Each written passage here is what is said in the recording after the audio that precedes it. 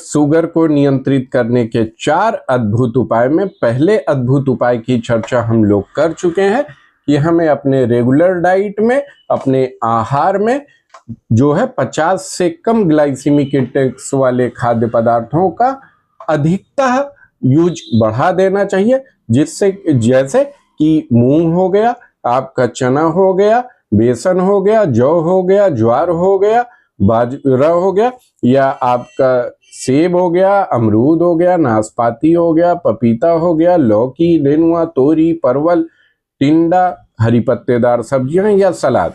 जब इनको हम प्रमुखता से लेने लगते हैं तो ये दोस्तों क्या करती हैं कि ये एब्जॉर्प्शन को स्लो कर देती हैं। जब हमारा एब्जॉर्प्शन ग्लूकोज का स्लो हो जाता है तो बहुत धीरे धीरे शुगर हमारे ब्लड में स्पाइक करता है, बढ़ता है, जिसको हमारा इंसुलिन न्यूट्रलाइज कर देता है और हमारी शुगर नियंत्रित रहने लगती है। तो अब हम दूसरे उपाय पे चर्चा करेंगे।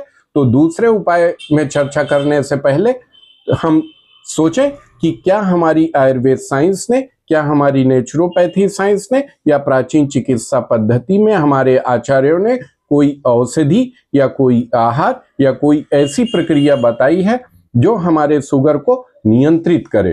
तो जी हाँ साथियों, ऐसी औषधियां और आहार शास्त्र में वर्णित है जो 5 सिद्धांत पे काम करते हैं। वो हमारे एपेटाइट को, हमारी भूख को नियंत्रण में रखते हैं, वो डाइजेशन प्रक्रिया को स्लो करते हैं जिससे कि ग्लूकोज धीरे धीरे ब्लड में बढ़ता है। तीसरा, वो इंसुलिन हार्मोन की एक्टिविटी को बढ़ाते हैं, सिक्रीशन बढ़ाते हैं और ग्लूकागॉन हार्मोन को नियंत्रित करके, कम करके शुगर जो है उत्पादन पे रोक लगाते हैं।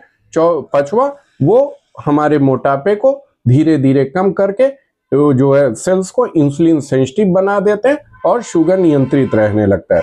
दोस्तों, अगर हम इसको आसान शब्दों में समझें तो अभी हाल ही में मॉडर्न साइंस ने एक ओजेम्पिक नाम की दवा लॉन्च की। वो एक इंजेक्शन है जो हफ्ते में एक बार लेना होता, पूरे हफ्ते शुगर नियंत्रित रहेगी। ये 5 गुण दोस्त उसमें भी पाए जाते हैं।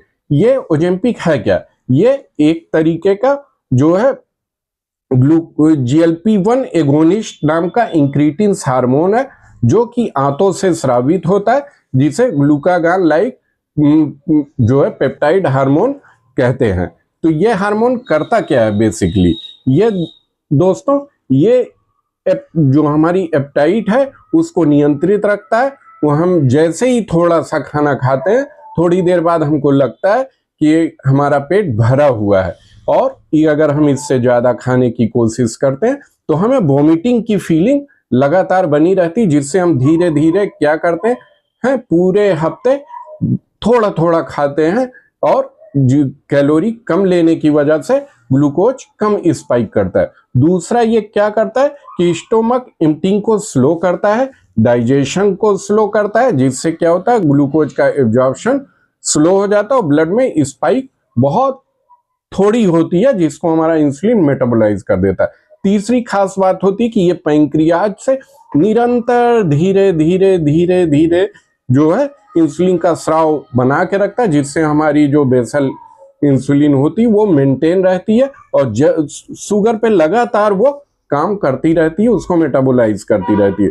चौथा, ये ग्लूकागॉन के सिक्रीशन को कम कर देती है, जिससे कि लीवर में ग्लाइकोजन से ग्लूकोज बनने की प्रक्रिया स्लो हो जाती है और हमारी फास्टिंग शुगर की खाली पेट वाली शुगर कम आने लगती।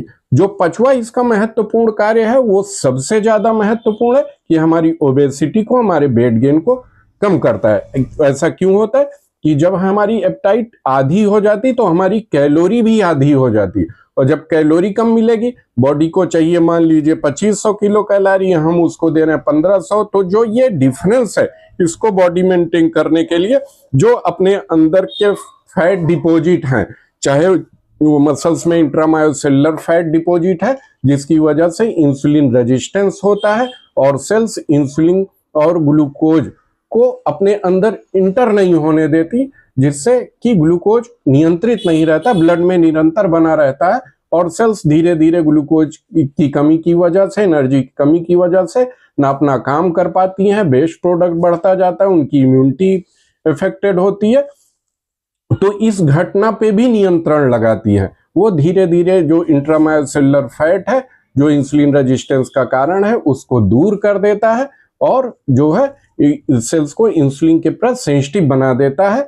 तो इस तरीके से ओजेम्पिक हमारे जो है शुगर को नियंत्रित रखता है। इसी तरीके से एक और भी इंक्रीटिन्स हार्मोन है जो बहुत पहले एक मुंजारो नाम की औषधि आई थी, उसमें GLP-1 एगोनिस्ट और GIP नाम के दोनों इंक्रीटिन्स मौजूद हैं। ये GIP क्या है? GIP हमारी जो है ग्लूकोज डिपेंडेंट इंसुलिनोट्रोपिक पॉलीपेप्टाइड नाम का इंक्रीटिन हार्मोन है जो ये आंत के जियोजेनम और डियोडेनम पार्ट से रिलीज होता है। दोस्तों इसके भी वही 3 काम है कि एपेटाइट को नियंत्रित रखता है, इंसुलिन का सिक्रीशन मेंटेन करके रखता है और सबसे बड़ी खास बात जो एक्स्ट्रा शुगर है उसको फैट में बदल के हमारे एडिपोज टिश्यू में कलेक्ट कर देता है। तो दोस्तों ये जो औषधि मॉडर्न साइंस ने दी है ठीक इसी तरीके की नेचुरल GIP बूस्टर जो है और GLP-1 एगोनिस्ट की तरह काम करने वाले कुछ औषधि और आहार हमको हमारे शास्त्र ने, आयुर्वेद साइंस ने दे रखे हैं, जिसके बारे में हम अगले वीडियो पे चर्चा करेंगे। धन्यवाद।